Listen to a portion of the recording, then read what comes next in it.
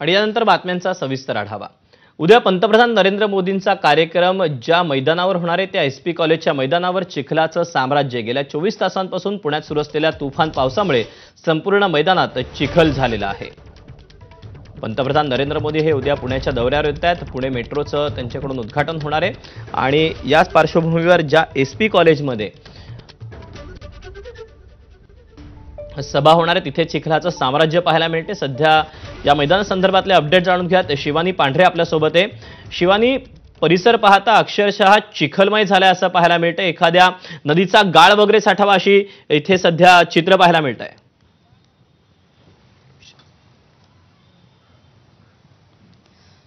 होय, देशाचे पंतप्रधान नरेंद्र मोदी उद्या पुणे दौऱ्यावर असणार आहे आणि त्यांच्या सभेसाठीची जय्यत तयारी सध्या पुण्यात करण्यात येते। मी आहे सध्या पुण्यातल्या एसपी कॉलेज ग्राउंडवर, ज्या ठिकाणी त्यांची मोठी सभा होणार आहे। मात्र या सभेच्या ठिकाणी ना चिखलाचं मोठं साम्राज्य आपल्याला पाहायला मिळतंय। महापालिका, मेट्रो प्रशासन या दोघांकडनंही हे सगळं साम्राज्य हटवण्यासाठी, चिखल हटवण्यासाठीचे शर्थीचे प्रयत्न सुरू आहेत। 3 दिवसांपासून पुण्यात जोरदार पाऊस सुरू आहे आणि आजही पुण्याला रेड अलर्ट देण्यात आलाय। त्यामुळे हे चिखलाचं साम्राज्य मोदींच्या दौऱ्याआधी बाजूला करायचं आणि हा रस्ता नीट करायचा, हे सगळे प्रयत्न मेट्रो प्रशासन आहे आणि महापालिकेकडनं चालू आहे।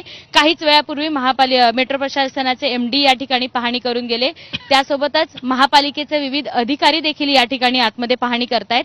ज्या स्टेजवर मोदी विराजमान होणार आहेत त्या स्टेजच्या बॅक साईडला ही सगळी परिस्थिती आहे। याच मार्गाने मोदी स्टेजवर जाणार आहे आणि याच मार्गावर आता चिखलाचं साम्राज्य आपल्याला पाहायला मिळतंय।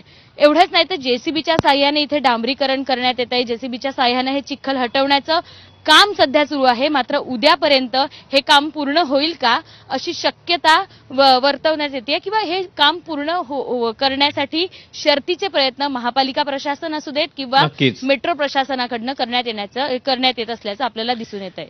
त्यामुळे एक मोठं आव्हान खरं तर यंत्रणांसमोर आहे। त्यामुळे काय होतंय पाहणं महत्त्वाचं ठरणार आहे। शिवानी, धन्यवाद दिलेल्या सविस्तर माहितीबद्दल।